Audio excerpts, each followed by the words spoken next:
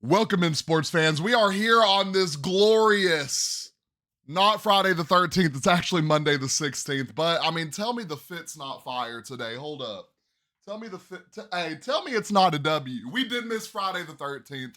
Unfortunately, we are going to celebrate it today here on this podcast. We got a lot to cover. We got NFL NBA, we got NFL contract negotiations. We have our preseason power rankings. We got some NBA finals. We got some trade debates, and we have some UFC, the Nigerian Nightmare, back in the octagon. But what is next, and what is the state of the 170 division looking like? We got a lot to cover today, but y'all know what we're going to do first. We're going to hydrate with our Ghost Energy Cherry Limeade. Not a paid promotion yet. It will be. It will be. What do we think my signature flavor of Ghost Energy would be? Let's think about that. Y'all put in y'all's comments, what would your signature flavor be? Starting off, Bengals fans, Lord have mercy. What are we doing? Not as the fan base, as the GM and the ownership, but got to be bottom five. It's hard. I mean, and it's hard to top that Giants. It's hard to top that. Oh my gosh, I'm just clicking all over my screen. There's stuff everywhere.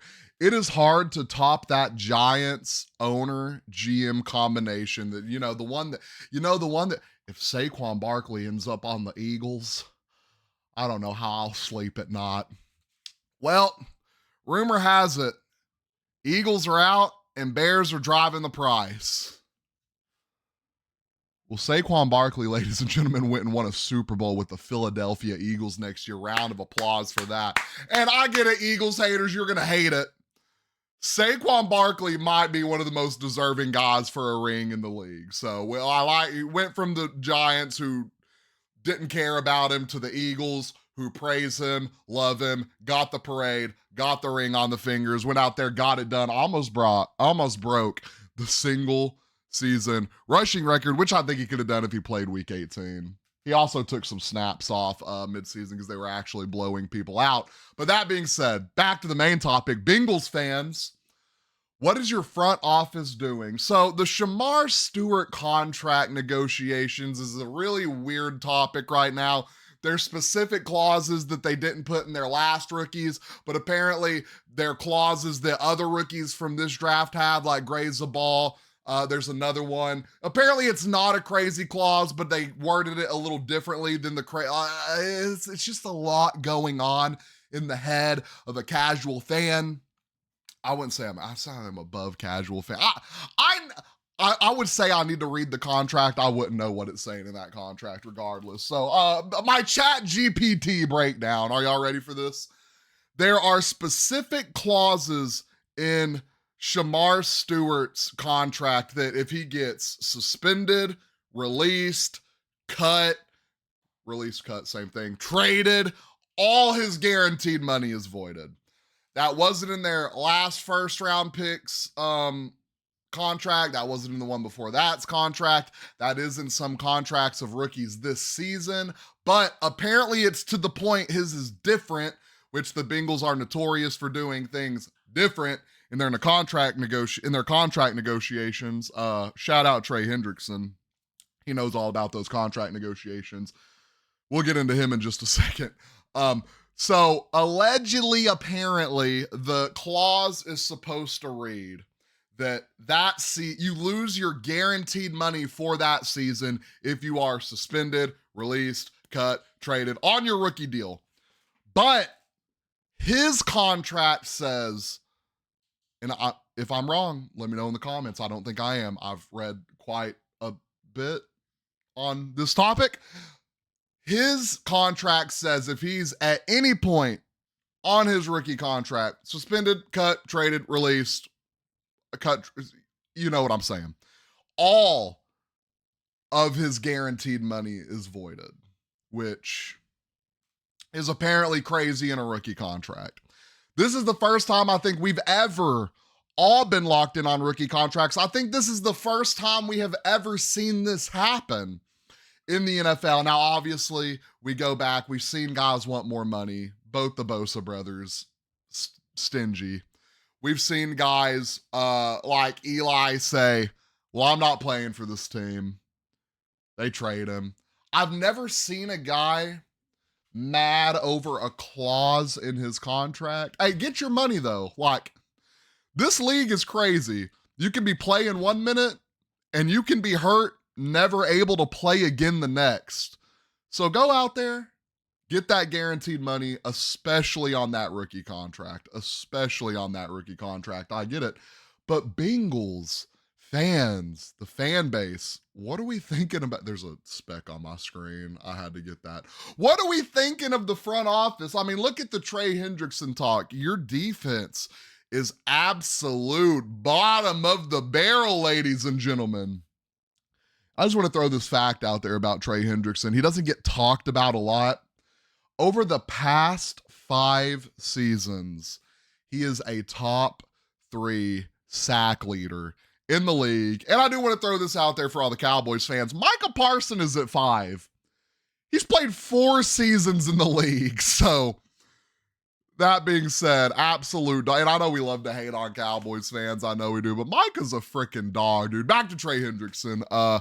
Contract negotiations have started back up. They stopped for a little bit. He hadn't heard from the team in like a month or two. They're kind of coming to their senses. They're like, good Lord, we're not going to have our rookie pass rusher. Let's go make things right with Trey Hendrickson. And I feel like if they can get that contract settled, they're going to get that contract settled with Shamar Stewart, and the Bengals are going to fall in line. And when I say fall in line, I did my 2 early Super Bowl predictions, and we had the Bengals and the Eagles running it back. Well, the Eagles running it back, the Bengals challenging for the Lombardi Trophy. We'll see if that changes. That was literally the day after the Super Bowl. We've been through a draft. We're about to go through camps. We're going to go through a preseason. And the day before it all starts, we will drop our official Super Bowl predictions, which, by the way, when I dropped last year, Chiefs-Eagles. Can't remember if I said the Chiefs were three-peating. I feel like I said the Eagles were getting it back in blood. On to our NFL pre-season power rankings. Y'all want me to start from the top or the bottom? What's more climatic? Lord have mercy, help me. What's more climatic? Is climatic a word, chat? It can't be. No, because it's anticlimactic. You know what? Starting at the bottom at number 10, we have and yes, we're locked in on the phone. We have our Tampa Bay Buccaneers. I don't think the defense got much better, and that was their downfall last year, but the way they're bringing in new offensive pieces, I think the run game is going to be there. They did lose their with their offensive coordinator. They did lose their offensive coordinator, which could take a hit on them. But I just feel like with Baker, you got Mike Evans back, Chris Godwin's coming back. You got a lot of your young guy. You drafted another wide receiver. I feel like the offense is going to look absolutely ridiculous, and I feel like they could have a shootout with anyone last year. If that defense is anywhere near better and not worse, I think they're going to win the division again, which is, I think that division's a toss-up between the Falcons and the Bucs, so I'm going to keep it 100% real with you. At number 9, they seem kind of low because I really have this team winning their division, but y'all know how power rankings work. You move up, you move down. We'll update it all the way through the year. At number 9, we have the L.A. drumroll. The L.A. Chargers. The Rams, I'm going to let y'all know, didn't make this list. The Rams did not make this list. I think the Chargers defense is solid. And what I think about the Chargers is their offense finally getting a full year. Well, I guess they had a full offseason last season, but they're going into their second year with their head coach. You got Justin Herbert, who, by the way, needs to prove it this year in playoffs, or is Justin Herbert one of the biggest busts at quarterback over the last few years? Shout out Trevor Lawrence. No, I think the Jags are going to be great this year. I think the Jags are going to be great. But Justin Herbert does need to go out there and prove he can win some playoff games. I think he's a great quarterback. I think the run game is there. You go and get Najee Harris, who is going to be a more healthy version of J.K. Dobbins. You got your young rookie over there who I think is going to eat. You go back, you get Mike Williams again. We'll see if he can finish a complete season. Lad McConkey going into it. Lad McConkey going in, I don't know why I feel like I have to say his name with like an Australian accent. Going into his second year, you got better in places you needed to get better in. Now, can you put it all together? They won 11 games last year. I can see them winning the division. Chiefs fans, I am sorry, okay? I am sorry.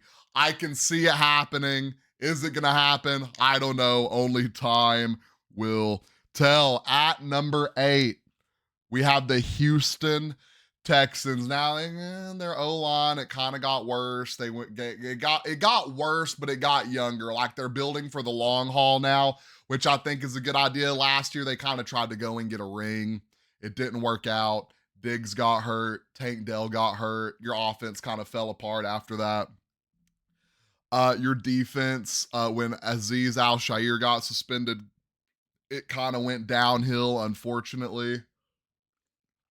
So I think there's a lot the Texans can improve on. I think they're making really good moves right now. I don't think they're going to get worse. I think they're going to stay about the same, maybe get better. Maybe they make it to the conference champ. Do we see the Texans competing with the Bills? Do we see the Texans competing with the Ravens? Do we see the Texans? I love the Chiefs. I just feel like the Chiefs are going to be down bad this year. Not down bad, but I feel like they're going to. How many one possession games did they win last year? If that happens twice in a row, they need to stay healthy, right?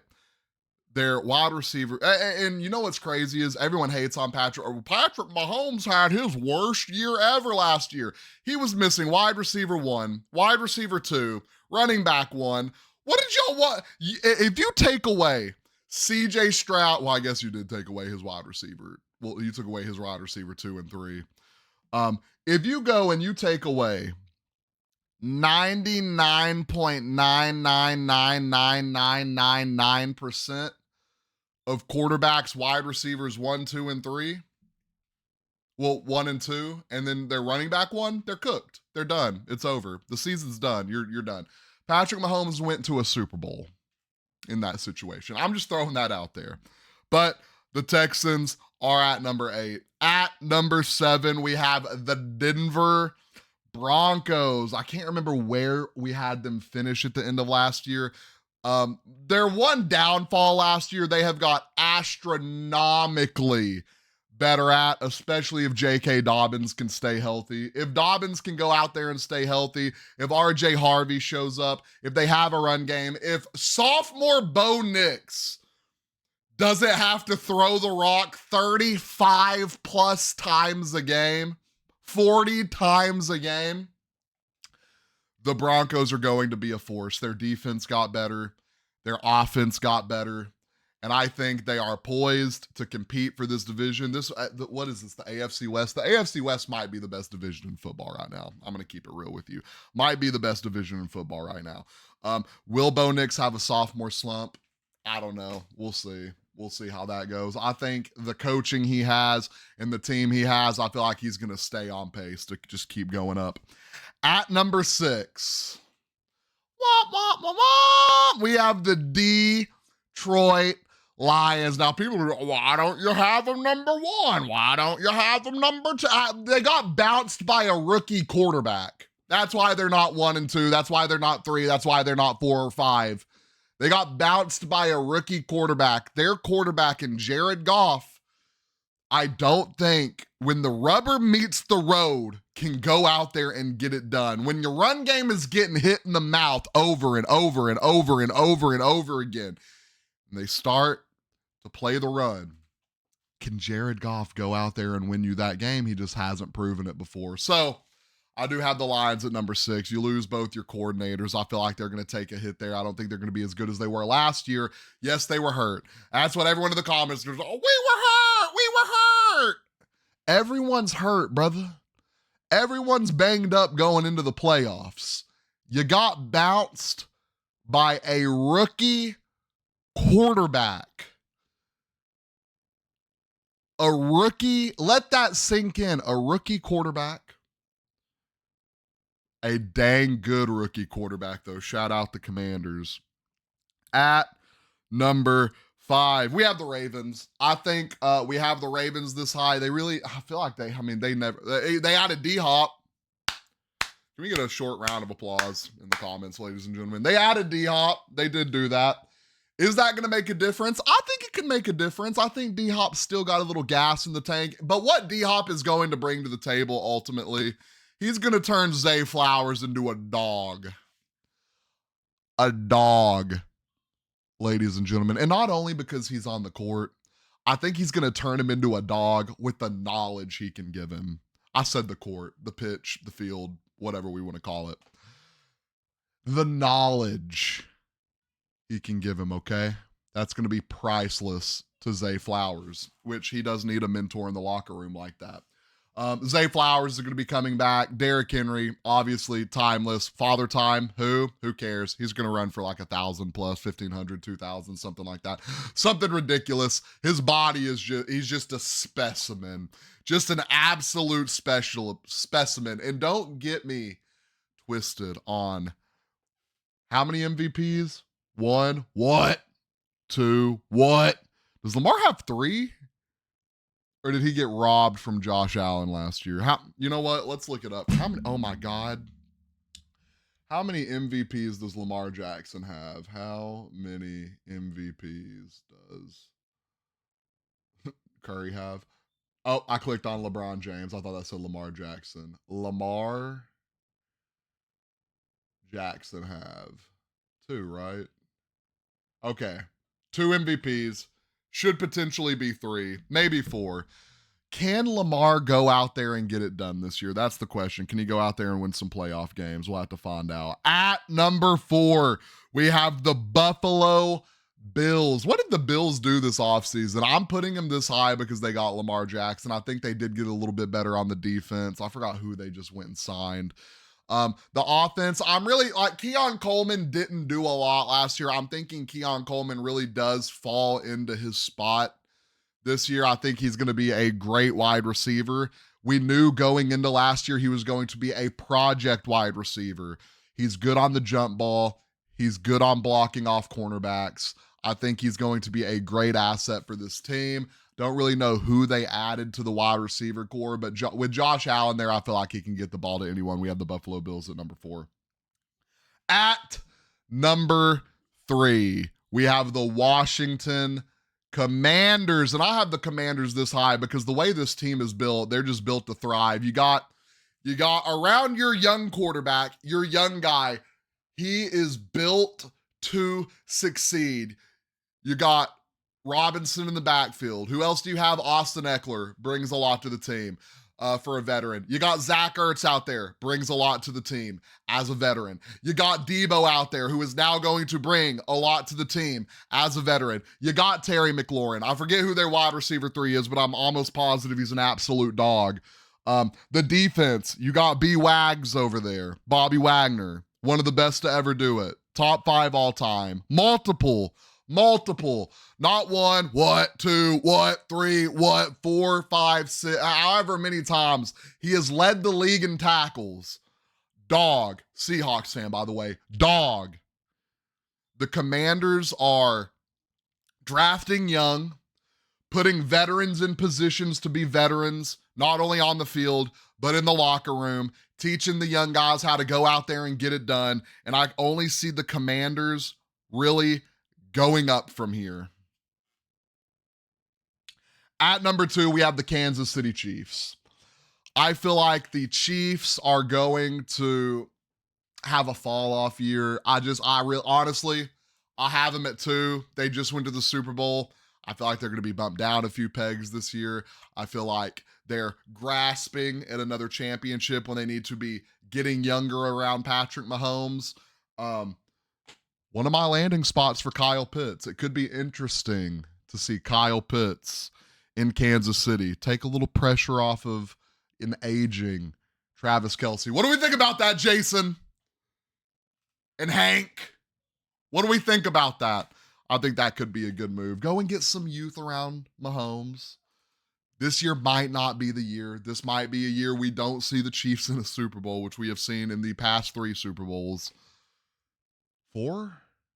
3, right? 4 would be Rams, Bengals, right?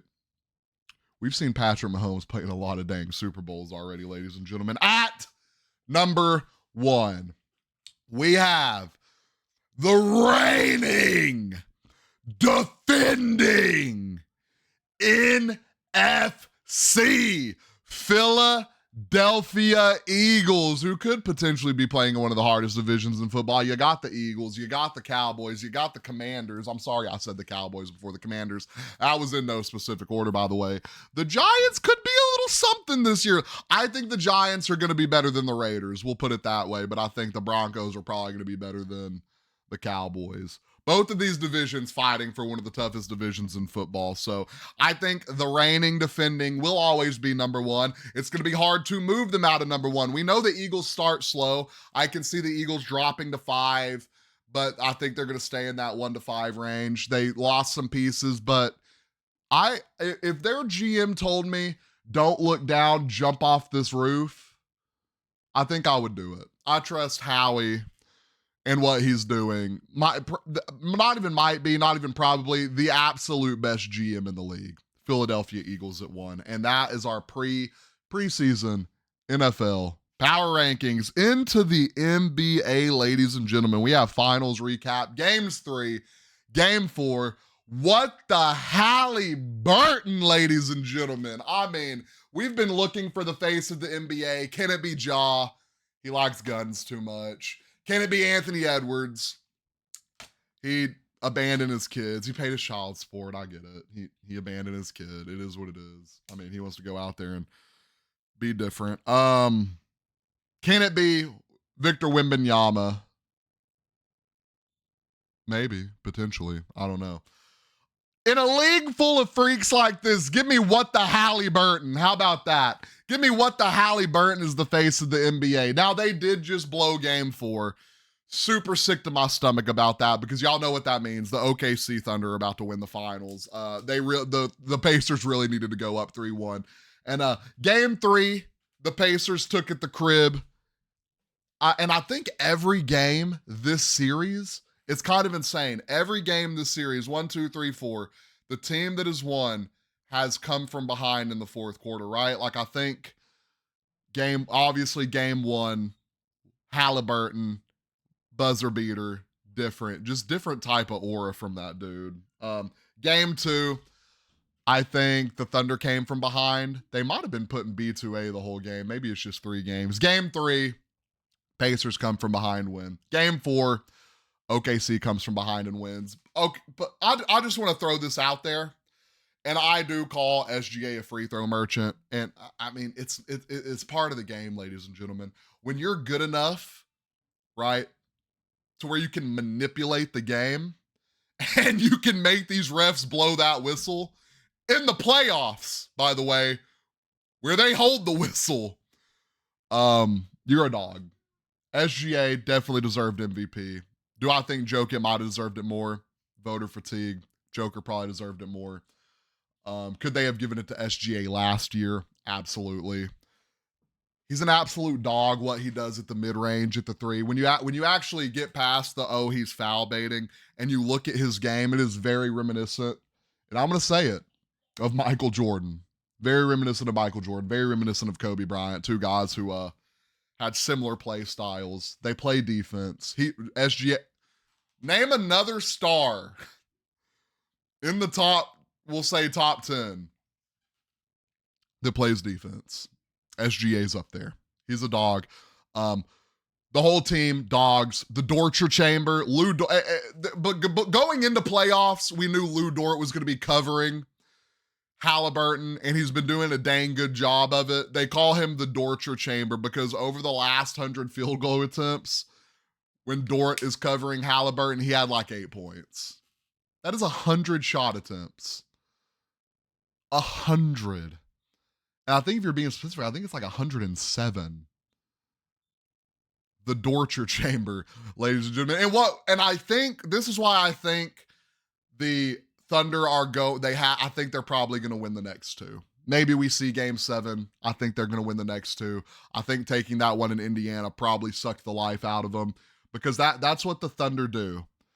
no matter how they're down, when they're down, when they win that next game, undefeated game 4, by the way, just want to throw that out there. They suck the life out of the team they're playing. And that's exactly what I think they did to the Pacers. What they did different in game 4, though, they started Isaiah Hartenstein. And Isaiah Hartenstein and Chet were on the floor in key situations, like down the stretch in the fourth quarter. OKC was like, all right, we're making this run. Let's get Hartenstein back out on the floor. What that did, one, Miles Turner might be the worst rebounding center I've ever seen in the existence of rebounding centers. Just say you're a power forward, brother. You know what? Siakam's out here grabbing it. Just say you're a small forward, brother.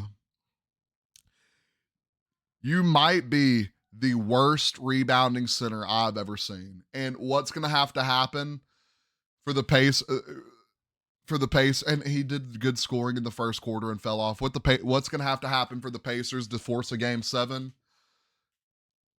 Miles Turner's going to have to show up. Miles Turner is absolutely going to have to go out there and play basketball, brother. You're going to have to go out there and do something. It's on Siakam right now. Halliburton really can't score. He's facilitating good. When he gets his buckets, he gets his buckets. But back to what the said. Oh, my bad. I went on a little tangent. Miles Turner, from a sports betting point of view, can't stand him. Love him as a player. Can't stand him I love you, Miles Turner, if you ever see this. They started running Chet. They started running Hartenstein while they were making a comeback. What did that do? That forced the Pacers to shoot some shots they didn't want to shoot. They were pulling a bunch from the 3, missing, kind of living by the 3, dying by the 3. And in game 4, they did absolutely die by the 3. They're going to have to go into OKC tonight, into that jungle, coming off a loss. And hopefully Rick Carlisle, amazing game planner. I hope he goes out there with a game plan because they're going to start Hartenstein again tonight. Chet and Hartenstein are absolutely going to be on that floor at the same time. So they're going to have to go out there and they're going to have to come up with a game plan because one thing OKC is going to do, they're going to come out, they're going to play switch, they're going to switch it up, they're going to get Dort on Halliburton, they're going to force you to shoot the 3. The guys are going to have to get to the cup. The Pacers are going to have to get to the rack. You've been playing really good.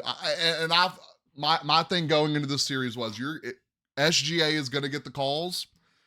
You're going to have to play physical on him. What I did not expect, though, and this is why I say SGA is Michael Jordan-esque, you started playing physical on him. He's playing physical back, brother.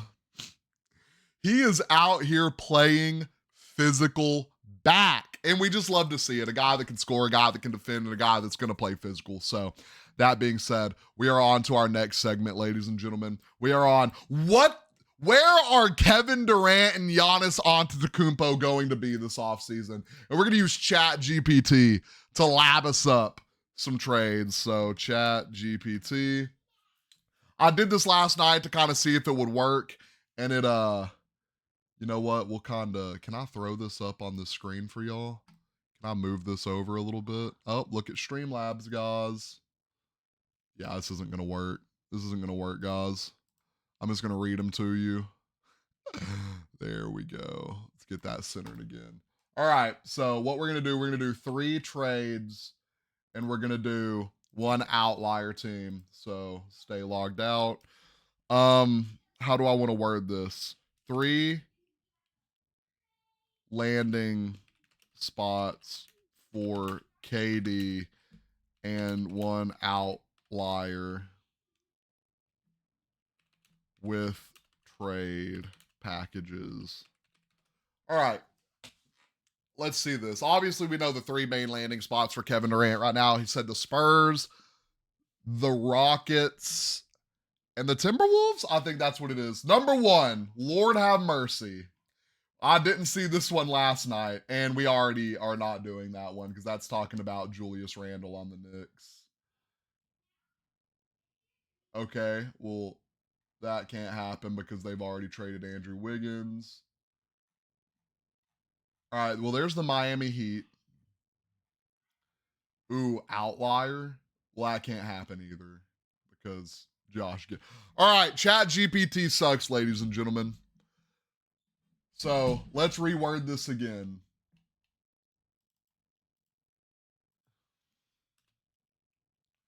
Oh my Lord. By the way, we've already had a trade in the NFL. Post. Oh my Lord. What do we, y'all rate the trade for, what was his name? Lord, the Magic and the Timberwolves did a trade that was absolutely insane. Here we go. I got some trade packages written in the phone. All right, so number one, probable, the Houston Rockets, right? And here's the trade package for Kevin Durant. You send Cam Whitmore, Tari Eason, and either Jalen Green or Fred VanVleet, salary matching guys right there. It added salary matching, like what a W, because you know what I wasn't going to do?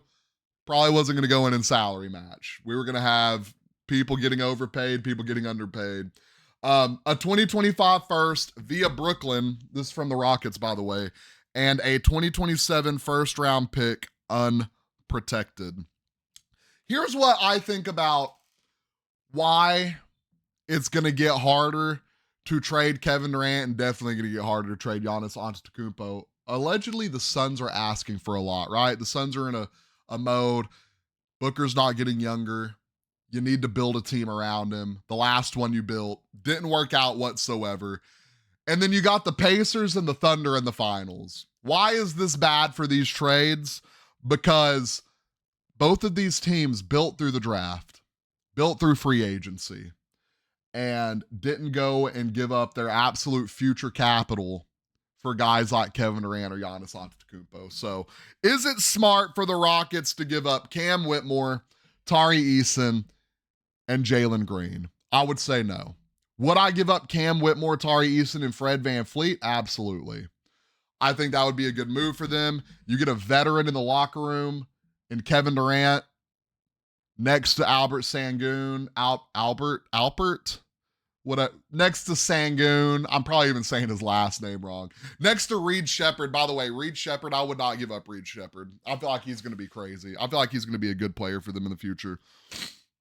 You're giving up Tari Eason, who's a pretty good defender off the bench. That's going to be a little upsetting. Fred VanVleet, your facilitator. I feel like with how their team is developing, a lot of guys on that team can facilitate the ball. I feel like Fred VanVleet wouldn't be a hard loss. At number two, probable, the Miami Heat. And the Miami Heat, how do I want to put this? I didn't see them making a splash for Kevin Durant, but there's been little rumors, little whispers amongst the NBA community, the Miami Heat and the Raptors. I've seen the Raptors more or less in talks for Giannis Antetokounmpo. But all right, here's the trade package from the Miami Heat. Tyler Herro, holy L. Nikola Jovic, Jaime Jaquez, a 2027 first unprotected, 2029 first swap rights. If the Miami Heat do this trade, ladies and gentlemen, they have lost their ever-loving... Who's even there if you give up the... God, let me know in the comments, who's even on... What's the starting five look like for the Miami Heat if you give up Tyler Herro, Nikola Jovic, and Jaime Jaquez? Who's starting over there? It's going to be Kevin Durant, Bam, me, Tyler, Cody. That's going to be our starting five. That's going to be our... And I guess we're just... Me and Tyler and Cody just going to have to go out there and play defense. Kevin Durant going to have to score 120 a game. That trade isn't happening. And last but not least, I have a Timberwolves trade in mind off top. Actually, it's on my TikTok because we already made a video about it. Let's get that one pulled up real quick. Where are our trade rumor videos? Kevin Durant options.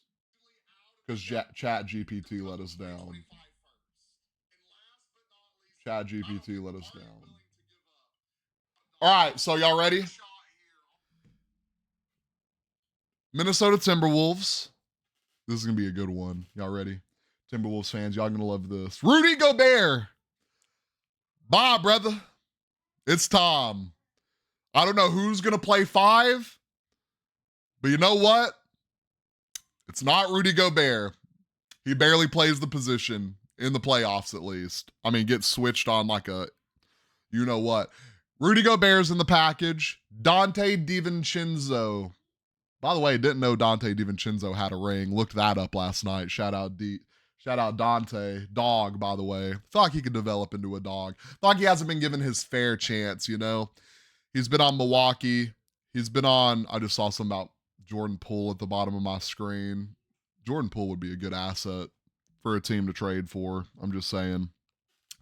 Dante DiVincenzo, Rudy Gobert, and Rob Billingham is his name. And I think you're going to give it like 2 first-round picks. I think the Timberwolves is the best opportunity for not only Anthony Edwards, Kevin Durant. I think he fits that team over there. They have kind of a long team. You know what I mean? All the guys on that team, pretty solid defenders because their height.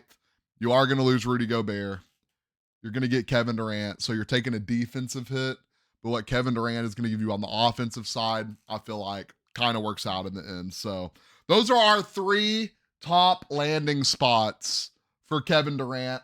The Spurs could be on there, but I've heard the Spurs are out. I heard the Suns are asking for too much for their taste. So I don't know. One of his top landing spots is still the Spurs, so they could work something out. All right, so now on to Giannis Antetokounmpo, who we've heard more about KD because obviously you're gonna have to give less up for KD. Giannis is probably gonna fall off the board.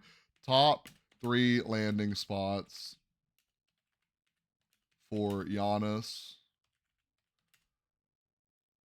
including trade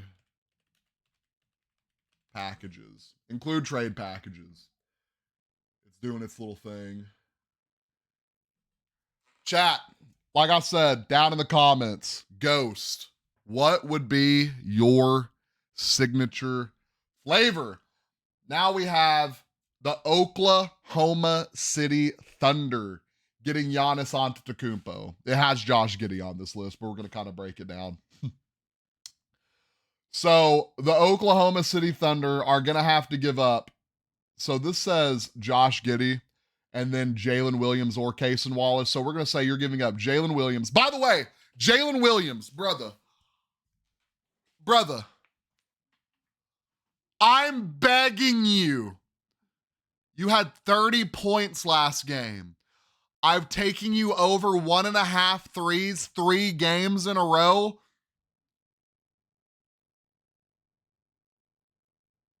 I'm going to read y'all this ESPN update I got in just a second. It's funny we just did this. Hit some threes. You scored 30, brother. Sorry, I had to get that one off my chest. Like, have I been wearing my headset this whole time? I guess we'll keep it in. We'll keep it locked in. So you're going to give up Jalen Williams. You're going to give up Cason Wallace. You're going to give up a 2025 first-round pick via Houston, if you even still have that. 2026 first-round pick via OKC. 2027 first-round pick swap rights. And some salary fillers. I don't know who Davis Berthens is. And then OKC is going to get Giannis Antetokounmpo. I feel like you're going to have to give up way more than that. I feel like you're going to have to you're giving up, how long's Hartenstein's contract? You're giving up Hartenstein. I feel like Oklahoma would have to give up Jalen Williams, Cason Wallace, Hartenstein, 4 first-round picks. I think that's what OKC would have to give up. And if they win the finals, why? If you win the finals this year, you're not doing that. It's not happening. By the way, NFL rumors per Shams. I'm told Kevin Durant has no desire to be in Minnesota with the Timberwolves. Jimmy Butler told him something. I do like this one. I'm mad at this one, but I do like this one. Giannis Antetokounmpo to the Golden State Warriors. And this one actually makes so much sense trade-wise. I can see this happening. So, the Bucks would receive Jonathan Kuminga, Brandon Ponzminski, Moses Moody, a 2026 first-round pick unprotected, 2028 first-round pick unprotected, and a salary filler. It says Andrew Wiggins, obviously not on the team anymore. So, You're going to have to throw in some other salary filler in there. Why Milwaukee says yes. Kuminga and Ponzminski have upside, and the picks give them long-term ammo. Warriors go all in. And what have we seen? We've seen the Warriors are looking like they're going all in. One last ring for Curry. You got Curry. You have Jimmy Butler over there. You go and get Giannis. That could be, oh, Lord. That could be an absolute... Why my veins look so blue over there? That could be an absolute devastating trio. I can see this trade coming through. I don't know what Milwaukee's... I don't know what... How do I want to say this? I don't know what Golden State's salary cap looks like right now. I'm not versed on the first apron, second apron, third apron, all that. So is it possible? Potentially. At number 3, the New York Knicks. Where did they draw this information from? This has RJ Barrett as a trade option. This has not only RJ Barrett, Quentin Grimes, and Mitchell Robinson. So honorable mentions, the Miami Heat. They're going to have to give up Tyler Herro, Jaime Jaquez, and picks. I don't think... Ooh. You ready? These are my 2 favorite. And please, Lord, I might start crying thinking about this. The Los Angeles Lakers. Limited picks, but could dangle Austin Reeves, Rui plus picks. I'm giving up Austin Reeves, Rui Hachimura, Dalton Connect, Bronny, myself as a ball boy. If I'm the Lakers, I'm calling Milwaukee, be like, pick 4 guys and pick 3 picks. Because when LeBron's gone, you're going to still need someone over there with, I don't know why I forgot his name for a second, with Luka the Don. So I feel like the Lakers could be a solid landing spot. Toronto, a lot of these teams, I just feel bad for Giannis. I feel like he's going from one bad position to another bad position. But I could absolutely see Giannis in Toronto. You give up Scotty Barnes. You give up a centered package around him. But what I want y'all to do down in the comments, let me know where you see Kevin Durant and you see Giannis Antetokounmpo suiting up next season. On to the next. We were going to talk a little bit about the trade that happened around Desmond Bane. Off top, don't have it written down anymore. The Orlando Magic get Desmond Bane. You know what? We're just going to Google it. Desmond Bane trade. Desmond Bane trade. What all was on this? Show me the trade. That's all I want to see. I don't want a breakdown. Show me the trade.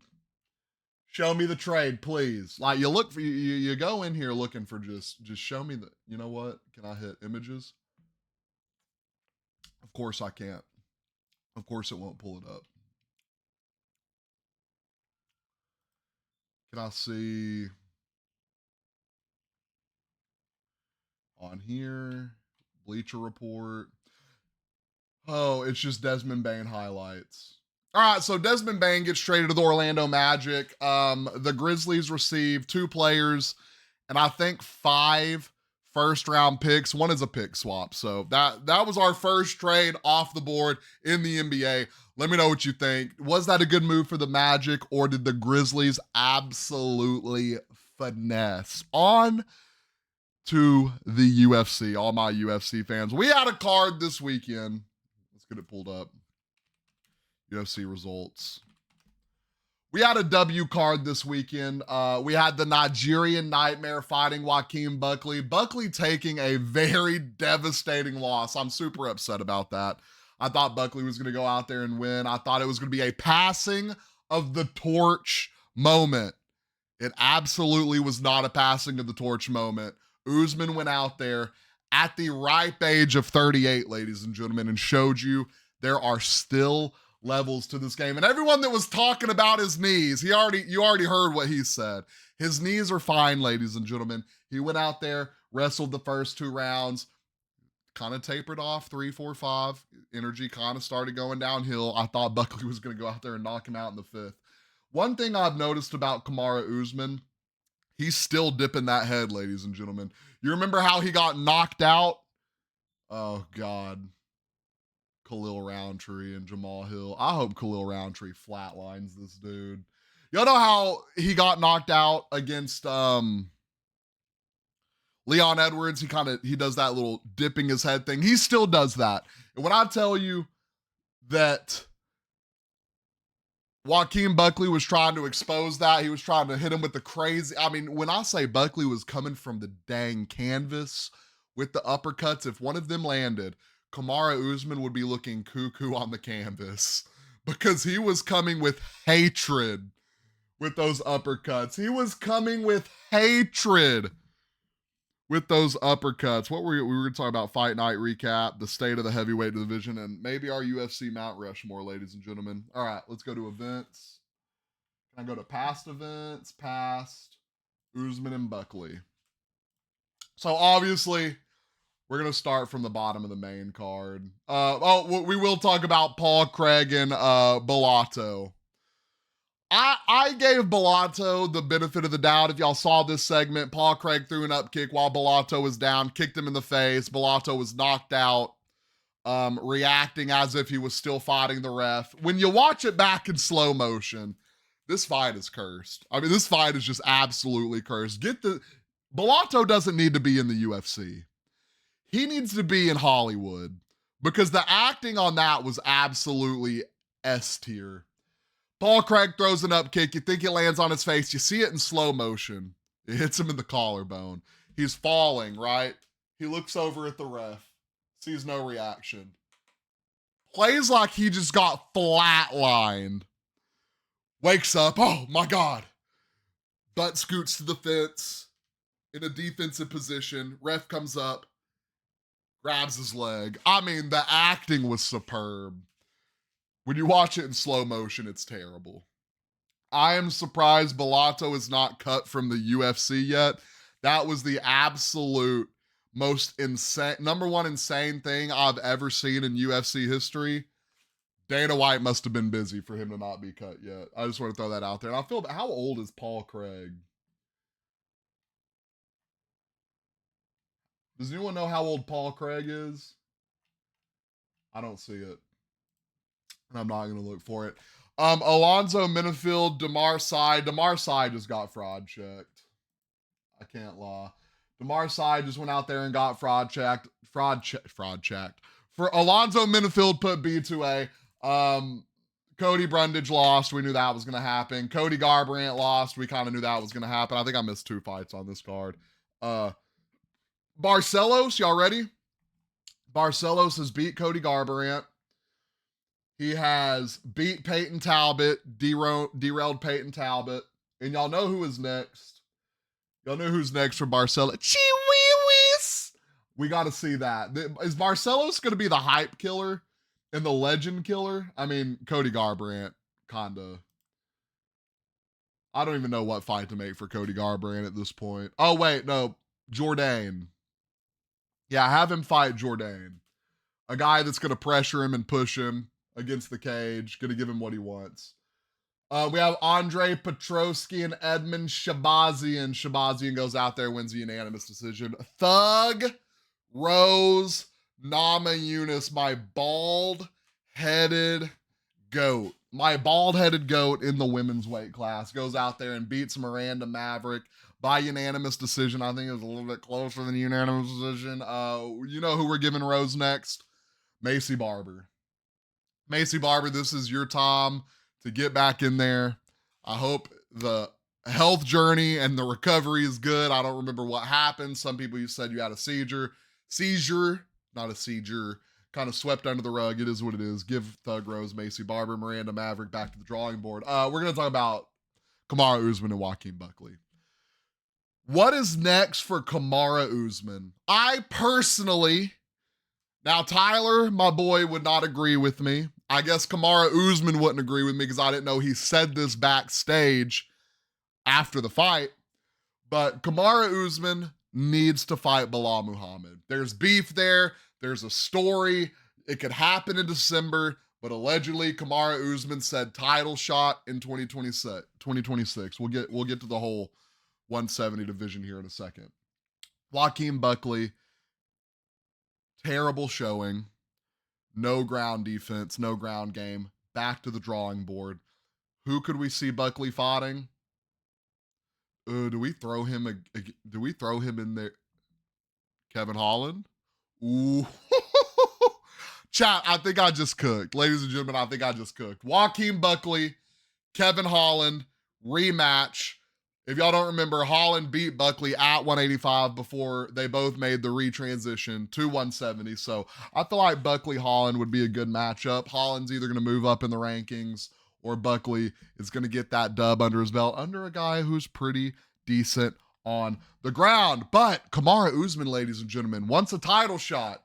How is that going to happen? When I tell you the 170 division, y'all ready to go through the rankings? The 170 division, and I'm sure they've already moved Kamaru Usman up. They have not yet. He's still at number 5. Probably going to move to number 4. Leon's probably going to move down 1. Bilal Muhammad coming off a title loss. Oh, my bad. The champion, Jack Della Maddalena. Bilal Muhammad, the number 1 contender. Shavkat Rakhmonov might not fight to the end of the year or 2026. Leon Edwards, Kamaru Usman, Ian Machado Gary. Then you got Michael Morales, Colby Covington, how are him and Gilbert Burns still in the top 10? I don't know. Stephen Thompson. The bottom is bottom. Then you got like Kevin Holland, Carlos Prates mixed in there a little bit. Next for Kamaru Usman, I think needs to be Bilal Muhammad. I think they fight in December. There's no way in absolute anything I'm giving Kamaru Usman a title shot off of beating a guy ranked below him. Joaquin Buckley was 7. Kamaru Usman needs to fight Bilal. I don't think he fights Leon again. I don't think that makes sense. Shavkat not till 2026. That being said, Sean Brady is probably the next to get a title shot against Jack Dell. Actually, and we forgot, Islam Makhachev is over there in that division now. So there's a lot of mouths to feed at 170.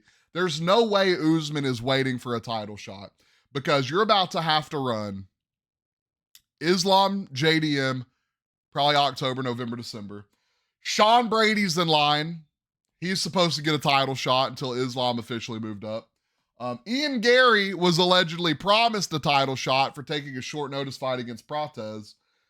Shavkat Rakhmonov will be back by the time Islam is, after he takes the belt from JDM, by the time Islam's ready to fight again. There's just a lot of mouths to feed. I think Kamaru needs to go fight Bilal Muhammad. I think that's the fight to make. Let's talk about the state of the heavyweight division. Let's go over here and look at that. Obviously, John Jones is the heavyweight champion. We got Tom Aspinall, been the interim champion for 5 years now. Cyril Gane, Alexander Volkov, Sergey Pavlovich, Curtis Blades, Jalton Almeida. Tybura moved up 7. Waldo's moved up 3. Sergey Spivak down to Derek Lewis, still top 10. Tai Tuivasa, still top 11. You got a lot of younger guys down here that are trying to make their way up. But it feels like the heavyweight division is stalled, right? Because you got John Jones and Tom Aspinall. And I have been bullied into being a John Jones fan. I used to be that guy that would say, John Jones can't be my GOAT for what he's done outside of the octagon. Now I'm the guy that says, John Jones is a terrible human being. He's a damn good UFC fighter, ladies and gentlemen. A damn good UFC fighter, but is he beating Tom Aspinall? Y'all know my take on that. I think he's beating Tom Aspinall. Some of y'all think Tom Aspinall is going to beat him. I don't think Tom Aspinall has had the experience in the octagon John Jones has, and I'm a big guy. I'm taking the experience over, I can't even say the talent. John Jones is more talented. John Jones is more experienced. Tom Aspinall has a puncher's chance, and he has a good puncher's chance. He is not better in any aspect of the game than John Jones, but John's just over here holding up heavyweight. Cyril Gane is waiting for a title shot. Volkov waiting for a title shot. Pavlovich moving back up in the rankings. Curtis Blades, He's just kind of there. Jalton Almeida, just kind of there. Tybura there, moving up. I could see Tybura maybe fighting Blades. I don't know what schedule these guys are on, but John Jones is absolutely holding up the heavyweight division to the point. Now, I've said time and time again that they are going to use this fight, right? They were trying to use McGregor as a, hey, look, we got, and they're still probably trying to use him. Conor McGregor still has a 2-fight contract left. This is what's going to happen. Are y'all ready? December, whenever the ESPN deal's officially up, December, January, whichever it is, we are going to get a fight announcement for John Jones. And this is why the UFC is beating around the bush, by the way. This is why John Jones and Tom Aspinall can't disclose a fight date until the UFC does, because we know what the UFC is doing. The UFC is using John Jones and Tom Aspinall as a selling point for their new contract, be it Netflix, Peacock. Start throwing out places that could sign the UFC. No way they go back to ESPN. I feel like ESPN wasn't that bad. I'm going to be real.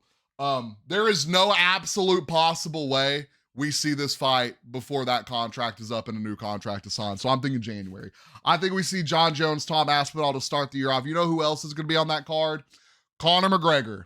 We're going to see Conor McGregor. We're going to see Michael Chandler in January. It's going to be an absolute insanely stacked card. It's going to be the highest grossing UFC event in the history of the organization by a absolute long shot. Or maybe, I don't know, Dustin Poirier retires with the BMF belt. Who else to have fight for a BMF belt than Conor McGregor? So, yeah, heavyweight, stalled out, John Jones, shout out you. Do I think they should strip him? Yes. Will they? No, because they're using him to promote for a new contract. So and you can say John Jones is ducking all you want. This is exactly what's happening. I think John Jones is ready to fight. I think he will fight Tom Aspinall whenever he's ready. He's just trolling y'all online. This is exactly what's going down. So we were going to do our UFC Mount Rushmore today, but now our blood pressure's up just thinking about why the UFC absolutely hates us so much. Ladies and gentlemen, that concludes our weekly podcast. We covered NFL, we covered NBA, and we covered the UFC. What I need y'all to do before we end this podcast, make sure you hit that like, hit that follow button, comment what your signature ghost flavor would be down in the comments. We are going to post a full podcast every Monday, recapping the week before. Next time we recap, the NBA Finals may be over. Will the NBA Finals be over? I don't know. We'll have to see. We'll have more NFL news, and hopefully Khalil Roundtree absolutely decimates and knocks out Jamal Hill. So until next time, I love each and every one of you. Like, follow, comment, subscribe.